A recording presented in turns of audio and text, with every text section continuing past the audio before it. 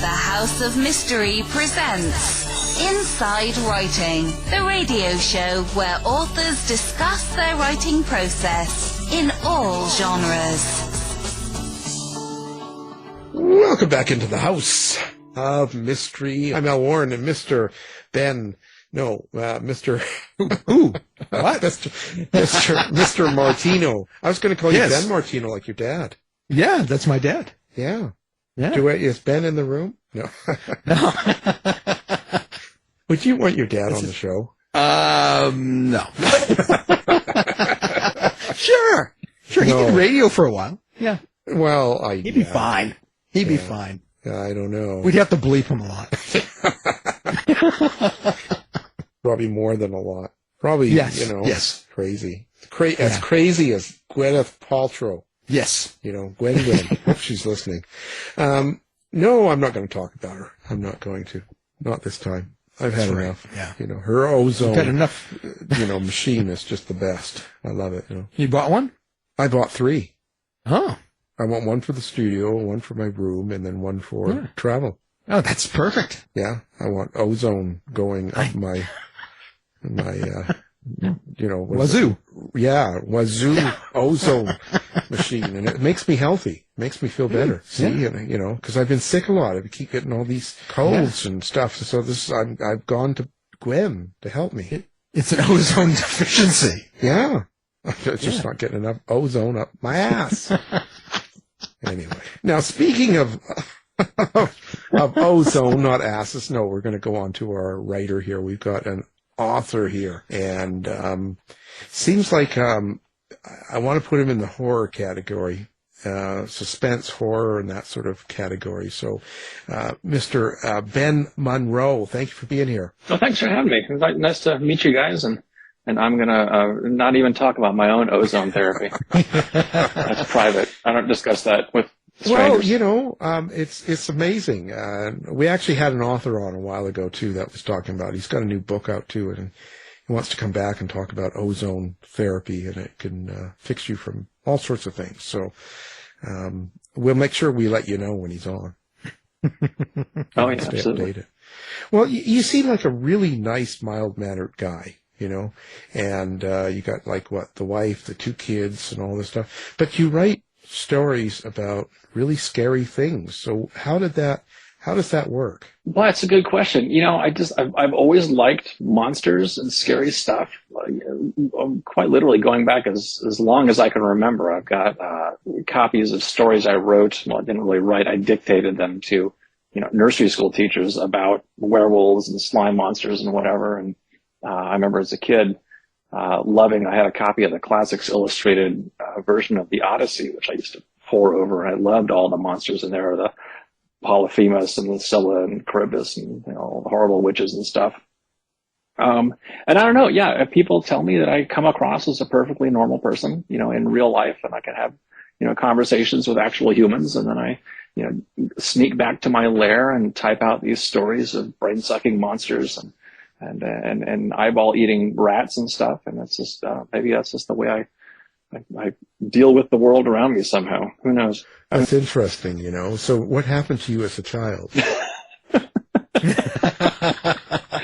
Really nothing. I mean, I had a perfectly normal childhood. Okay. I take that back. I can't say perfectly normal. I grew up in Berkeley in the 70s and 80s, so it was normal to me, but no, I experienced no major traumas that I can remember. Who knows? The fake monsters and scary books and scary movies are neat. Well, so when you attack something like this, when you're going to create a book and you're sitting down, like your new book is called The Seething. So when you sit down to write that book, how do you go about it? Like, what's your process in this? Do you come up with the kind of the idea? The kind of the hook, is that kind of what it is, and then maybe a setting and characters, or do you have characters and you think, well, now I want to do this to them? Like, where do you sit when you do this? Yes. No, all of the above. No, it's an interesting question because I never really have one specific place where I start. When I started on The Seething, I was out taking a hike, and near a lake, a few miles away from my house, just getting some fresh air, as one does. And we'd been in a couple years of a drought here. I live in Northern California, in the Bay Area, East Bay. Yeah. And we'd been going through a couple years of drought, and this lake that I, hiked around fairly frequently. I'd been watching it over a couple years, and the water level just getting lower and lower and lower, until I was out there one summer and I noticed that the little floats, where people would sit on the pier and fish off of, or, dock their boat or whatever as they're paddling around, the little floats were actually resting on the ground. The water was so low that they weren't on the water anymore. And something just struck me. I started thinking, if there's a monster in that lake, it's a lot closer to the surface now. It sure would be a lot easier for it to get people. And that idea stuck with me. And just that concept and the image of that lake getting lower and the monster doing monster stuff. And I just started thinking about it, and I wrote a little story, about 1,000 words, just about a guy out for a row on the lake one afternoon, and this monster stuff happens. He encounters the thing, and then I couldn't get the story out of my head, so it just kept going. I started adding more characters and expanding the setting, and it sort of took on a life of its own. There have been stories I've written. I wrote one just a few weeks ago, actually, where I came up with the last line of the story first. I'm like, I don't know how to get to that point, but that's a really cool idea. And so I started writing the story to find out how that experience was going to progress. How did everything somehow lead to that last line of that little short story I wrote? So in answer to your question, I really have no specific way to jump into a story. A visual might hit me, an idea for a character, or just a thought that I want to explore. Right. And I imagine now you're going to that lake, and you're saying how it's getting really low. Now you're probably doing that because that's where you dump most of the bodies, and you're worried about them coming up. Is that? My lawyer told me not to answer that question. It might incriminate you. Well, they have to have the body first, Well, that's interesting. So I don't know, do you like old horror ones, like the old Godzilla movies and things like that? Were you into all that? Oh, yeah. Yeah. Growing up, that's really where I got my start. One of the first films I ever remember seeing was a revival screening of the original King Kong. And I just thought that was so neat, the Willis O'Brien special effects, and it was just so cool. I was like 5 years old. I'd never seen anything really on a big screen before, and seeing King Kong, that was really cool. From there, we had the Creature Feature show up here in the Bay Area. Bob Wilkins showed all the old classics, the Universal monsters, and then weird stuff like the Incredible Two-Headed Transplant and Robot Monster and things like that. And then, like I said, I was growing up in Berkeley in the 70s and 80s, and the video boom came along. And I was able to get my hands on, legions of stuff that I'd never seen before, as well as more modern films. VHS. VHS. Remember? So yeah, some of those of you listening who don't know VHS, you just Google it and they'll explain it to you. These are, movies the way we watched them in the 70s and the 80s, and they came on a tape. Dave still does. Yes, I do. I have the VCR. There you go. See, somebody has to. You're the one. That's right. You're the guy. I'm the guy. But yeah, no, I loved all those movies growing up, and of course, I was reading at the same time. I love film as well as fiction. Of course, here I am, writing novels and talking about movies all of a sudden. But yeah, at the same time, I was reading, getting into Lovecraft and Barker and King and Anne Rice and all that. It was a very horror focused, I suppose. But what do you think made those movies work? Like, those old King Kong, Godzilla and all that, because they were corny as hell in a way, but yet they still worked. Why do you think that is? Because, the effects are not, they were good for what they were at the time, right? I'm not saying anything disparaging. I'm just saying that. Sure. You kind of know, and you kind of know that it's a lot of kind of silliness going on here, right? But it still really worked. Why do you think that was? I think in many ways, and okay, so I'm going to sidestep tangent here. In college, I actually was a film major.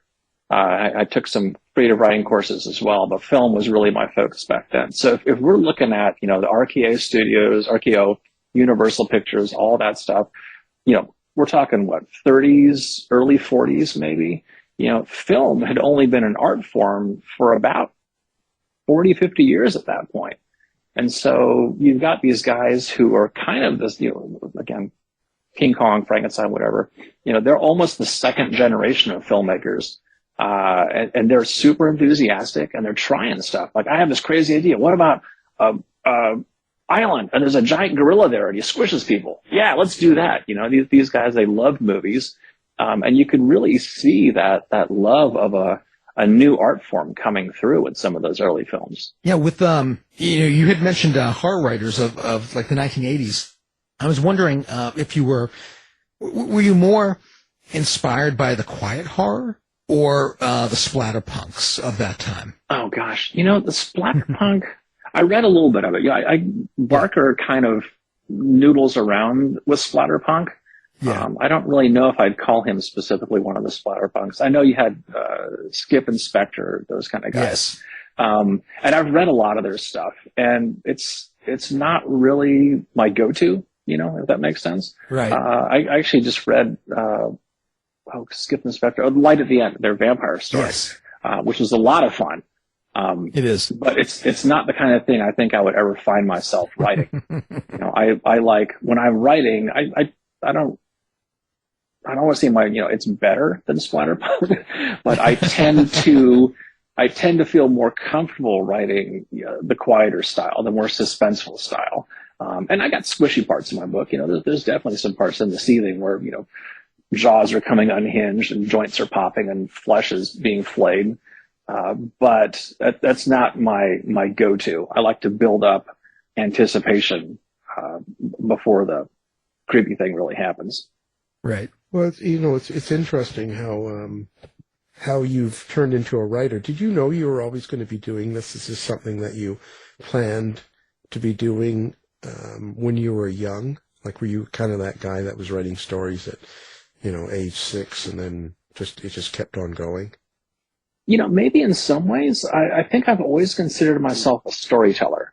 I played around with fiction as a kid. I played an awful lot of, role-playing games, Dungeons and Dragons sort of stuff. And I was primarily the game master. If you're familiar with these terms, I was the one coming up with the ideas for the stories, presenting them to my friends, and then I was, like I said, writing fiction here and there. I wrote some stuff for classes and things. And then, when I went to college, I said I was a film major. I was getting into movies. And I focused on screenwriting and directing in college, and played around a little with that. And then, life intervened and I did other stuff. I found regular work, but always kind of kept wanting to come back to writing. And so I had the opportunity come up a couple of years ago to really start delving into fiction. And I jumped at it, and it seems to have gone pretty well since then. I really enjoyed it, if nothing else. Well, what makes a good horror book for you? Like, how do you, what's your criteria? That's the best thing. My criteria, my favorite kind of horror story, and more so in the novel size stories than a short story, because you can only go so far with a short story. And it's funny, maybe this is out of left field a little bit. I like stories with believable characters in fairly believable situations, and then things go off the rails. I often use, my favorite example of that is Stephen King's Pet Sematary, where you've got, a family that's just moved into a new town. The dad has an understandable job. He's a doctor, and, the mom's doing mom stuff at the house, and things are progressing and just kind of strange, but in regular ways. And then these horrible things start to happen to the family. The ghosts show up and the zombies start wandering around and doing bad ghost and zombie stuff. And I love that. So for me, yeah, I love stories about regular people that I can kind of sympathize with when then stuff starts to happen. And, layered onto that, I really enjoy slow burn kind of horror. I often call it what I call it, like the hot sauce or the chili pepper horror, where you eat something spicy, and then that first bite is like, whoa, hey, that's intense. And the more you eat, or the more you read, or the more you watch, it just keeps getting worse and worse, and building and building and building until you just can't take it anymore. Until you're on the toilet.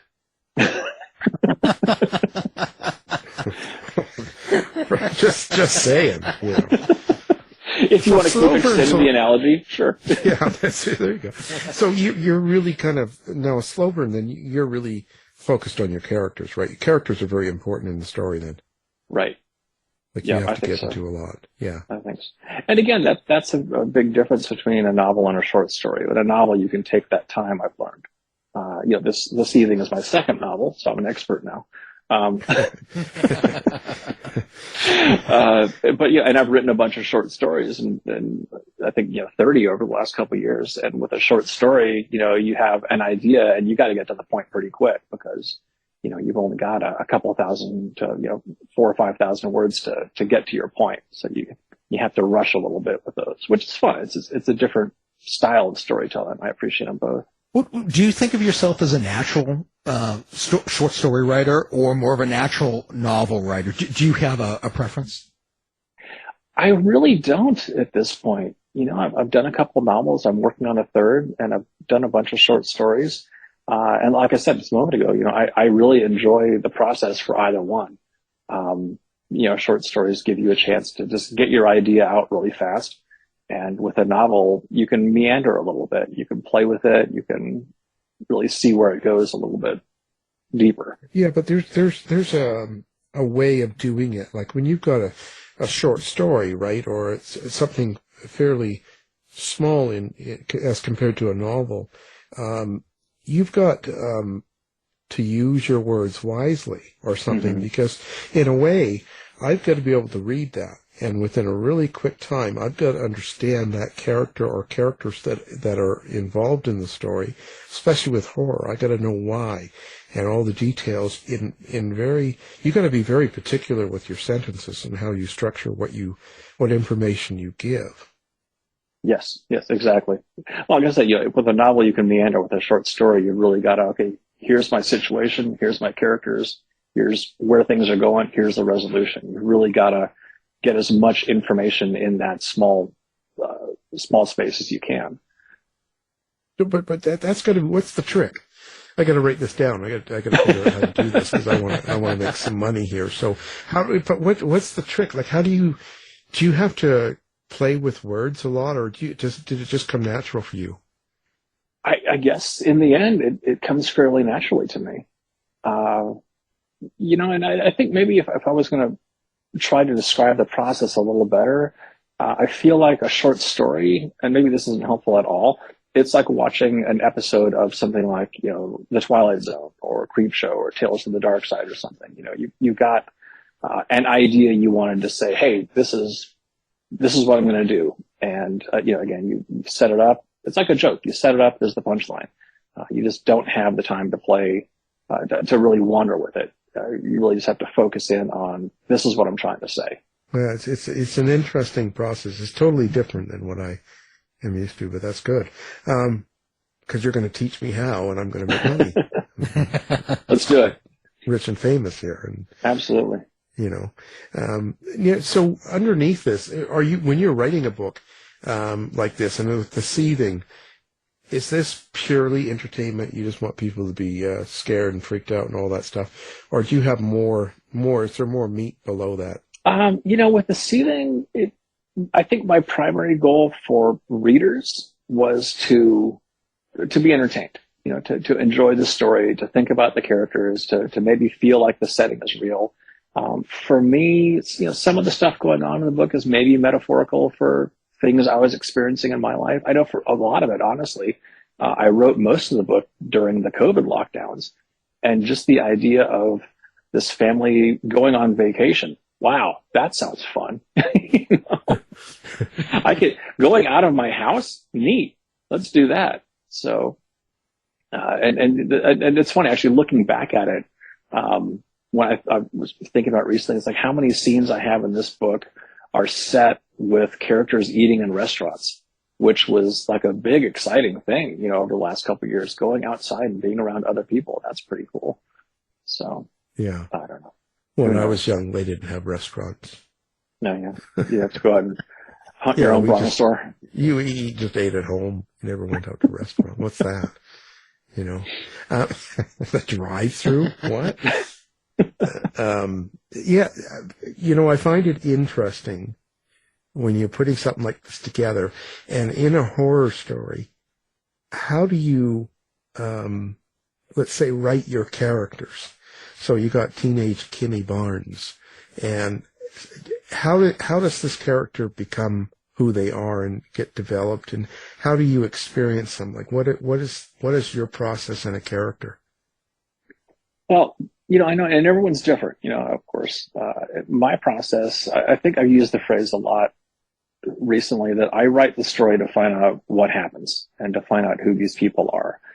When I'm writing, often a character just pops into the book and I start writing about them, and I'll just sort of imagine who that person is. I don't really do character backgrounds or biographies. I kind of feel like that's what the book is for. And so I'm learning about that character as I'm going. And a lot of times it means I have to go back and change stuff early on. But that's part of the fun for me, is to just have somebody show up in this story and no idea who this person's going to be. And suddenly they take on a life of their own. I learn about them almost like you would learn about someone from, meeting a new person. There's a character in the book, Officer Sean the Lashers. He's part of the local police department up there in Golden Oaks, California. And when I introduced her to the story, a fight had broken out in a parking lot early on in the thing. And she shows up to break it up. I'm like, okay, so Shauna Lasher shows up to break it up. That's great. She was not one of the characters I had originally thought about for the story. She showed up in that one scene. And I figured, maybe they'll have to go back to the police station or see her wandering around town at some point, and we'll maybe see her again. And that'll be the end of it.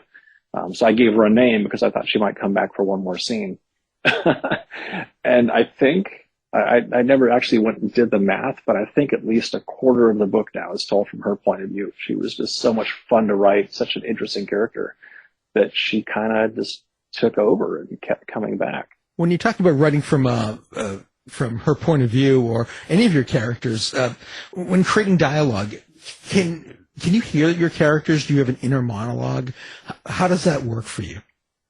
Yeah, I think so. When I'm writing for someone, each chapter in the book is basically told from a different character's perspective, or different point of view, right? And when I'm writing Kimmie, 14-year-old Kimmie Barnes, I'm kind of in her head, and I'm writing from the way I think that character would speak. And every character is the same way. When I was writing Lasher, I had a real sense of who she was when I was writing her chapters and her dialogue. And I don't know, I probably have some kind of internal monologue. I don't know if I can specifically hear them in my head. But I do seem to have a pretty good sense of who each character is as I'm writing. And each character definitely, has, in my opinion, a very different personality. So you hear these characters and see them and all that stuff. Does this happen when you're driving too? I do tend to, well, you joke, but when I'm out driving around or doing stuff, I definitely am thinking about the project I'm working on, whatever that happens to be. I read somewhere, it's something about like the synapses in your brain when you're experiencing different visual stimulus, right?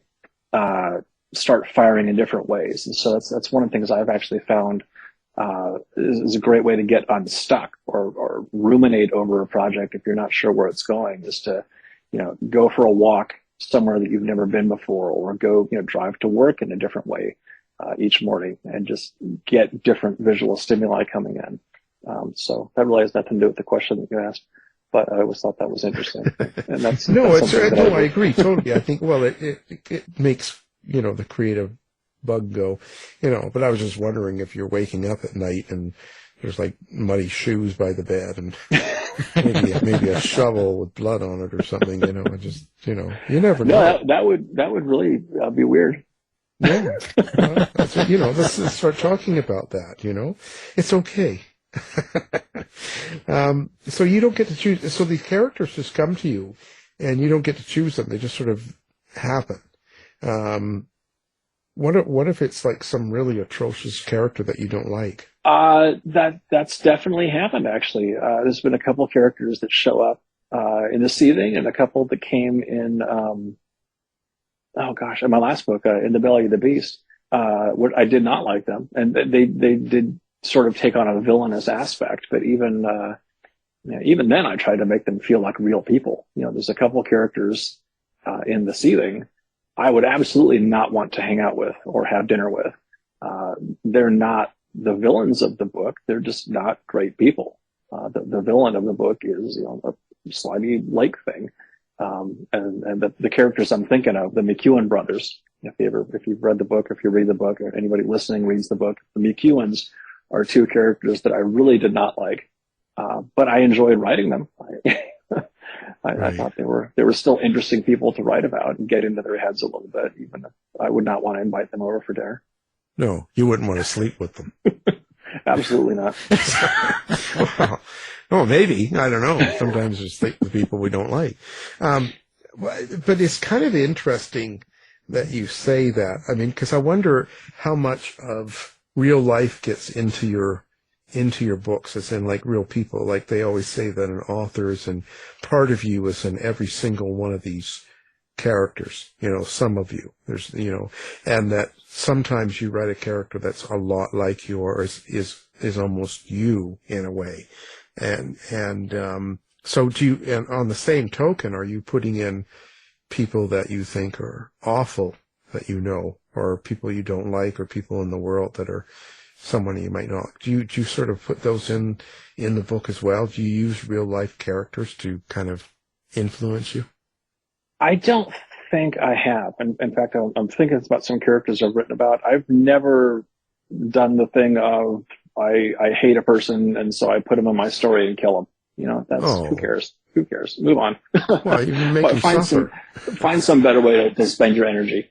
But I'm sure that there are characters in all my stories who are, inspired by aspects of people I've met throughout my life, just as, the settings of my story, even though, the setting of the book, The Seething, Golden Oaks, California, on the shores of Oro Lake up there in the Sierra Nevadas, is a complete fabrication. It doesn't exist. Never been there. You can't go there. Even the highway exits, I described very well in the book, I think, how to get there with street signs and highway signs and everything. And all of it's completely made up. But it's definitely based on, inspired by elements of places I've visited. The towns of Lockford and Jackson, California, definitely appear in shadowy form in the town of Golden Oaks. And I think the characters are very much the same way, even if they're not specifically inspired by a person I've met. There's elements of somebody's personality here, somebody's physical characteristics there. It's all, I guess, part of the writer's brain. You absorb things and it all comes bubbling out somewhere else. Well, you said some of your characters just show up for you. Have any of them ever surprised you? Have they kind of taken over the plot and moved it kind of into a direction that you didn't want to go into? Yeah, absolutely. I mean, I mentioned Shauna Lasher earlier, the police officer who was not meant to be there for more than a couple of scenes and was there for, a huge chunk of the book. And I really hadn't meant the book to have so many, investigative mystery elements in the thing. But when she showed up, all of a sudden it's like, wow, now we have this police officer who's investigating what's going on in town. I had meant it to be more of a, Friday the 13th kind of people staying on the lake getting murdered over a few days, and all of a sudden, well, now there's this whole other element. So I had to go do research and find out the name and stuff, all those little funny details that get blended in. Stuff like that. There's always somebody who's going to show up and take things in a different direction. And for me, I mentioned earlier, I write these things to find out what happens. And that's part of the fun. I don't outline my stories at all. I go in with an idea. I jump in head first and see where it goes. And for me, really the fun in writing is following those threads and just seeing what happens next. I used to try outlining stories and novels and things, and not a single one of those that I ever did an outline for did I ever go back and complete. And I realized at a certain point, I think when I was writing my first novel, the reason for that was because once I'd finished the outline, I feel like, well, now I've told this story. I don't care anymore. I don't want to have to now tell it again, but make it even longer. I want to move on to the next thing. So, writing for me is a process of discovery, I suppose. So being said, and also the way you talked about not outlining and all that, how is your process? Can you just set the time aside? Can you just kind of go, well, I'm going to work on the book, 10 to 2, Monday to Friday, and sit down and then turn it on and write and do it? Or do you have to do you have to be in a mood, or does the setting have to be a certain way? How does this work?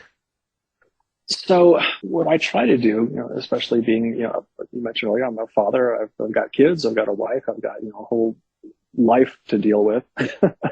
and that's not always conducive to writing. But what I do is I look through my schedule, a few days ahead, and just try to find an hour or so every day or two. I don't write every day, who can. And I try to break out chunks of time. I've got an hour this evening, I've got an hour, Friday morning or something, and just sit down and do it. I don't really think that waiting until you're inspired is a great way to actually get any work done. I think setting aside time and saying, I'm going to work right now. Right now is writing time. I think it was Stephen Pressfield, in his book, The War of Art, calls that button chair time. He says, just sit down and do it. Stop screwing around. Stop waiting until you're inspired. Just sit down, start writing.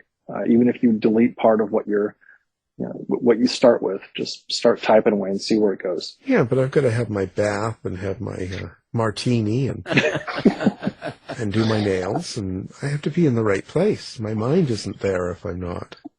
Well, and if that works for you, and that's something else I've thought a lot about. In fact, over the last couple of years, about doing your nails, or about doing my nails. Yeah, I'm thinking of getting a French manicure after we talk here. No, over the last couple of years, my kids are in high school, and I've gotten to know their English teachers and the people at their library, and I've gone to their school during November for National Novel Writing Month, and I've met with groups of kids at the library who are doing the National Novel Writing Month thing together, and talk to them. Just what are you guys working on? And we talk about the writing process, and one of the things I really kind of push for them was to tell them, whatever works for you, do it. Read all the writing books you want, read all the advice articles and everything that comes to mind, or that comes across your radar, but figure out what process works for you. And if you're the kind of writer that has to stare off into space for 2 hours and then you can burst out a flurry of 1,000 words in 15 minutes, great. If that works for you, do it. If you're the kind of person who says, I need to sit down for an hour and just start writing and see where it goes, do that. Everyone's got a different process. And I think that's part of the thing that every writer needs to figure out for themselves is, what is the process that works for you? Don't take everyone else's advice, even my advice. Figure out what works for you and do that. Well, yeah. I wish my teachers would say that. Just daydream for a couple hours. Don't worry about it. Now, I see you've written a lot of books and stuff like that. Do you have a favorite, or sort of one story here that you've written that sticks with you even now, right through time? I'm looking at my shelf here of stories. I wrote one, I guess about a year or so ago. It finally came out this last summer, which I love. It's called The Patchwork Man. And you can find it in Blood in the Soil, Terror on the Wind, which is a collection of horror westerns that was put out by Bridges Gate Press last summer. And The Patchwork Man, again, it was another one of those things where my brain made a bunch of really weird connections. And I suddenly was thinking about at the end of Mary Shelley's Frankenstein, when the monster is set adrift on an ice floe in the Bering Strait or whatever, and he floats away, and Dr. Frankenstein yells at him, and that's the last we see of the monster. And I started thinking, but based on the timing, the monster could totally have just walked down through Canada, right? Ended up in the middle of America in the early to middle 1800s, and you could have a Frankenstein Western. Wouldn't that be cool? and I wrote it. It's a pretty simple story, but it was fun to write that character. I've always loved the Frankenstein monster ever since I probably saw the Boris Karloff, James Whale Frankenstein when I was, I don't know, 7 or 8 years old or something. And just the idea of a Frankenstein cowboy was a lot of fun to write. Well, yeah, and Frankenstein Cowboy's Bride. Yeah. Wait till you meet her. So when you're doing all these, I just thought, and you've got a title, Attack of the 80s? Attack from the 80s? Yeah, that's another short story collection, and I've got a story in there, The Devil in the Details, which is about a guy who runs across so they're all short stories set in the 80s, and mine was one of them, hence Attack from the 80s, and I was riffing on the Satanic Panic, which was a big topic of conversation back then, and so I've got a guy who runs afoul of a cult of Satan worshippers living in the Hollywood Hills, and that was a lot of fun. You have Geraldo Rivera in there. Oh, yeah. It was really actually weird. I was thinking about the 80s, and so I put in characters that do weird stuff like smoke cigarettes and have pocket address books and stuff like that, because the 80s were like a whole different time back then. I know it. I was young and wild, but things have changed. Someone's never read any of your books. Someone doesn't know who you are. What would you suggest they read to get the real feel for who you are? That's a good question. Yeah, I'd say let's go with The Seething. It's my newest piece. It just came out a week or so ago at this point, as when I'm talking to you. I really think it's probably the best thing I've written yet. It's my second novel, and I think I learned a lot during my first one, and writing all those short stories. I definitely learned a lot writing The Seething, and I really had a good time writing it. So I'd say start with that. It's one big deep dive into how I write, and then from there I've got if you look me up on Amazon or my website, you can find links to the books that have all my other short stories in them. There's a dozen or so books out right now. Each of which have one of my stories in them. So that might cost you a bit to find a lot of them, but start with The Seething. It's good. Oh, but it's worth it. Come on. So old horror or new horror, which is the best? Yes. You're going to get that answer from me a lot. I have to say it. I mean, do you like what's going on with the horror community now? Oh, sure. Yeah, I mean, there's a lot of good stuff. As far as the community goes, there's some great people in it. I've met a lot of great horror fans and horror creators over the last couple of years. And like anything, there are some bad apples, and sure, of course. As far as the content, the art being made in horror right now, it's good and bad.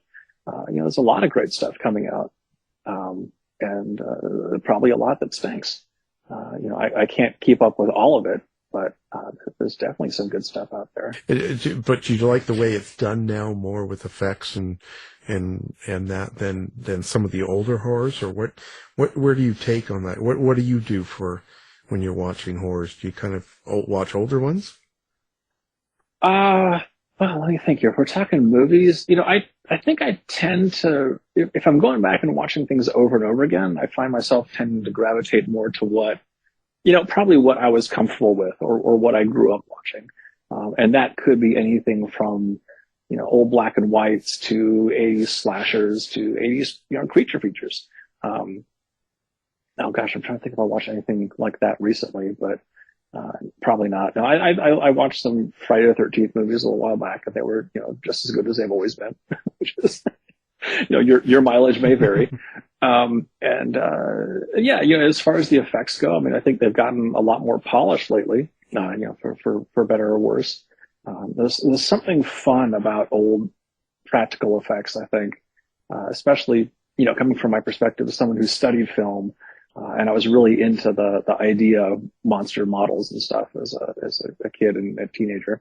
And I like seeing the craftsmanship of, who knows, a monster that somebody had sculpted. You kind of know, okay, this is stop motion and how they did it, but it's still just the enthusiasm behind seeing what they created is a lot of fun. CGI, it's not quite the same, but I still know there was, people working on it, making that thing. And that's still kind of fun to see that there are still people out there pursuing some kind of creative art forms in the horror genre. Well, do you think, when it comes to horror fiction, it had kind of its heyday in the 80s, and then by the mid-90s, there was kind of an implosion of the genre. Do you think there's a resurgence now with horror fiction that's going on? I think there is, and I think there really is if you look past what they call the big five publishers. If you delve into what's going on in the indie press horror scene. And, my book, The Seething, was published by a small press, Bridget's Gate, out of Kentucky. It's about as small as it gets. But, they're putting out a lot of books, a lot of good books. You've got a lot of other little small presses who are trying stuff, publishing, I don't want to say necessarily experimental novels, but novels and short stories that the big five presses might not see as marketable, And that's sort of the same thing that we saw back in the 80s with the direct-to-video horror movies going on then. You would have films coming out from, like Full Moon Cinema. And I think even, New Line was Charles almost... Band. Yeah, Charles Band, exactly. And New Line was almost indie at that point. I guess they kind of were. They got pretty big over time, but you've had, funny little movies that would go direct to video that, that weird guy at the video store would have to say, oh, you got to check out, whatever, Screamers or, Critters or whatever.